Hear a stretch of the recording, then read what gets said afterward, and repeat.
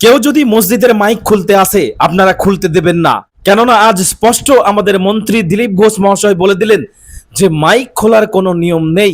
যে নির্দিষ্ট ডেসিবেলে মাইক বাজানোর কথা বলা হয়েছে সেই নির্দিষ্ট ডেসিবেলে মাইক বাজাতে হবে, এবং যে বা যারা এই খোলাখুলির কাজ করছে তাদেরকে নিন্দা জানিয়েছেন তিনি। তিনি কি বললেন শুনবো তার মুখ থেকেই।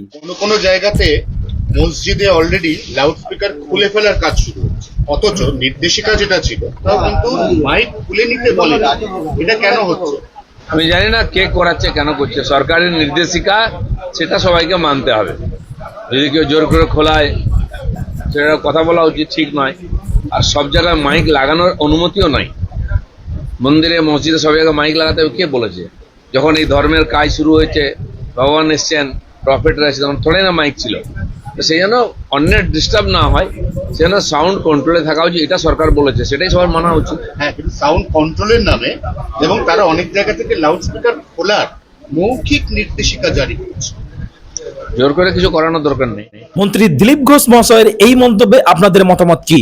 আপনাদের মূল্যবান মতামত অবশ্যই কমেন্টে জানান।